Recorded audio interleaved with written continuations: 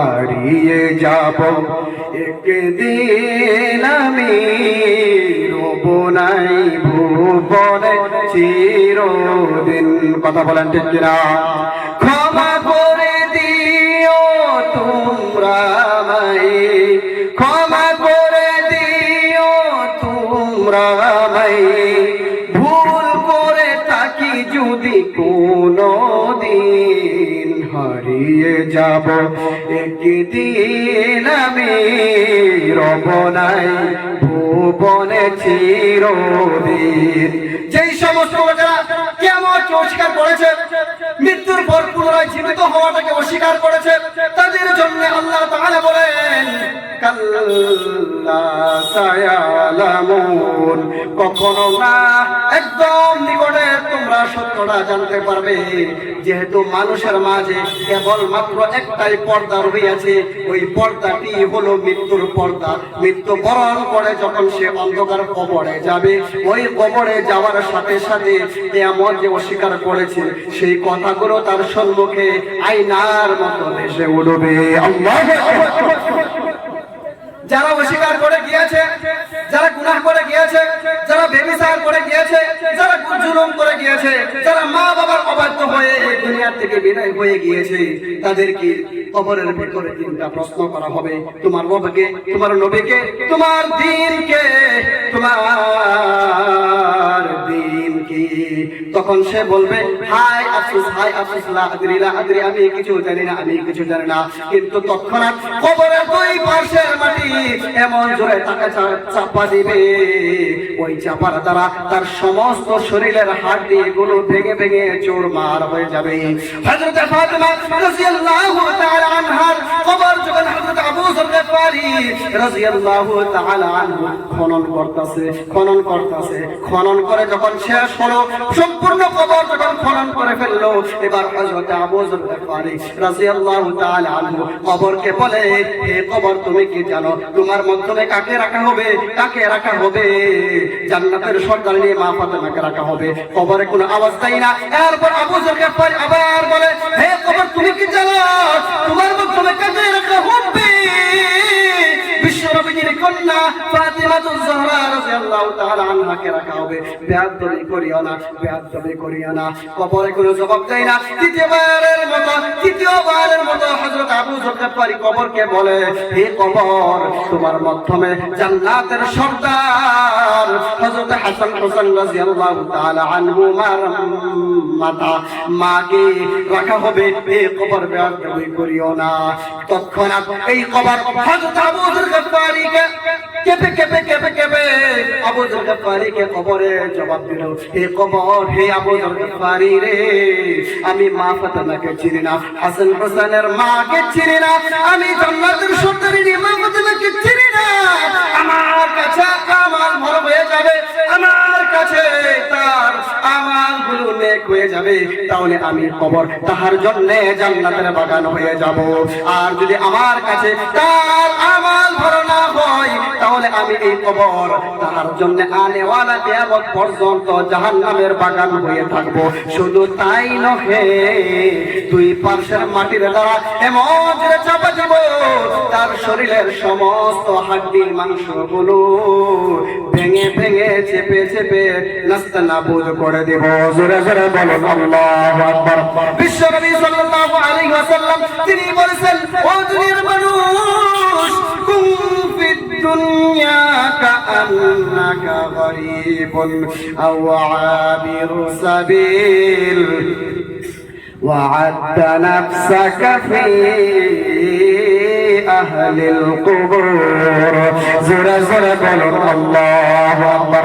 বিশ্বনবী সাল্লাল্লাহু আলাইহি ওয়াসাল্লাম বলেছেন, ও দুনিয়ার মানুষ, তোমরা দুনিয়ার জমিনের উপরে এমন অবস্থায় থাকো যেমন একজন মুসাফির থাকে, যেমন একজন অচিনাকি লোক থাকে, এবং তুমি নিজেকে কবরবাসীদের সাথে মিলাইয়া দেখো, ওই কবরে তোমার আপন বলতে কে আছে? এই দুনিয়ার জমিনের উপরে আপনার বাবা গিয়েছে, আপনার দাদা গিয়েছে, আপনার নানি গিয়েছে, শ্বশুর শাশুড়ি সবাই গিয়েছে। একদিন আপনাকেও কবরে যেতে হবে। যখন আপনি সর্বপ্রথম মৃত্যুবরণ করে জমিনের উপরে শুয়ে থাকবেন, আপনার মেয়ে বলবে, আব্বা গো তুমি আমাকে ছাইরা চইলা গেলা, তোমার মেয়ের কথা কি তোমার মনে পড়লো না? ওগো আব্বা কেন তুমি আমাকে ছাইরা চইলা গেলা? ঈদের দিন তুমি আমাকে নতুন কাপড় কিনা দিতা, আজকে যখন তুমি আমাকে ছাইরা চইলা গেলা, আজ থেকে আমি বাবা বলে ডাকবো কাকে? তোমার ছেলে বলবে, আব্বা জান ইতিম বানাইয়া চইলা গেলা। তখন আপনি শুইয়া শুইয়া কেবলমাত্র একটা কথাই বলবান যে আমার জন্য কেঁদে কোনো লাভ নাই, আমি দুনিয়ার জমিনের উপরে অনেক ধন সম্পদ অর্জন করেছি, ওই ধন সম্পদ থেকে আল্লাহ পাকের রাস্তায় খরচ করো, তা না হলে আমি কবরে গিয়ে কখনো শান্তি পাবো না। কথা বলেন ঠিক কিনা? এজন্য প্রিয় ভাই সব কিয়ামতটাকে বিশ্বাস করো, কবরটাকে বিশ্বাস করো। যেহেতু যেই কবরে কোনো বাতি থাকবে না, কোনো লাইট থাকবে না, কোনো বাল্ব থাকবে না, থাকবে কেবলমাত্র তোমার আমাল। আল্লাহ তাআলা তিনি কি বলছেন? অবিশ্বাসীকারীদের জন্য তিনি কি বলছে? সুম্মা কাল্লা সায়ালামুন, এরপর কখনো না, এরপর কখনো না, সত্যটা তোমরা অতি শীঘ্রই জানতে পারবে। যেহেতু কিয়ামতের ময়দানে, ওই কিয়ামতের ময়দানে কাফিররা দেখবো, তারা দেখবো। প্রিয় ভাই সব এদিকে লক্ষ্য করুন, আমার প্রতি লক্ষ্য করুন। কোরআন কারীম থেকে আলোচনা হচ্ছে, দূর থেকে মেহমান এসেছে, উনি এসে যদি দেখে যে প্যান্ডেল একেবারে ফাঁকা রহিয়াছে, ওনার মনটা ক্ষুণ্ণ হয়ে যাবে। আজকে রাতের সময়টা হাদিয়া স্বরূপ কে কে দিবেন? একটা হাত উঠাই আল্লাহকে দেখান, সবাই আগুড়াই। আজকের রাতটা হাদিয়া স্বরূপ দিবেন তো ইনশাআল্লাহ। আল্লাহ তুমি সবাইকে কবুল করো, বলুন আমিন। যারা বাইরে দাঁড়িয়ে আছেন অতি মেহেরবানি করে, এই দেখেন অনেক জায়গা রহিয়াছে, অনেক জায়গায় জায়গা রহিয়াছে রহমতের মজলিস, চারপাশে হাজার হাজার ফেরেশতারা তারা দাঁড়িয়ে আপনার জন্য মাগফিরাতের দোয়া করবে। হতে পারে এই জলসায় আপনার জন্য আখেরি জলসা। যদি আপনি কালকে মারা যান, আল্লাহ পাকের কাছে তো এটা বলতে পারবেন, ওগো আল্লাহ আমি জীবনে কোনো আমাল করে আসতে পারি নাই, কিন্তু এই মৃত্যুর আগের দিন দিনের মজলিসে বসে, কোরআন কারীমের মজলিসে বসে আমি মৃত্যুবরণ করে তোমার কাছে এসেছি। তখন আল্লাহ তাআলা বলবে, তুমি যখন আমার মহব্বতে দিনের মেহফিলে বসেছিলে, যাও আমি তোমাকে maaf করে দিলাম। বলেন সুবহানাল্লাহ। এনে বসার অনেক ফায়দা রহিয়াছে, অনেক উপকার রহিয়াছে। হতভাগা তো তারাই যাদের কাছে কোরআন কারীমের আওয়াজ গিয়েছে, কিন্তু তারা কোরআন কারীমের আওয়াজের সাথে সাড়া দিয়ে তারা এই দিনের মেহফিলে বসতে পারলো না। হতভাগা তারাই। যালিকাল কিতাবু লা রাইবা ফীহি, এমন এক কিতাব যে কিতাবের মধ্যে কোনো ভুল নাই। মানুষেরা কিতাব লাগে লেখে না, কিতাবে কি লেখে? যে আমি যে কিতাবটা লিখছি কিতাব ভুল আছে, এই ভুলটা যদি তোমরা ধরে দাও তাহলে এই ভুলটা আমি সংশোধন করে নেব।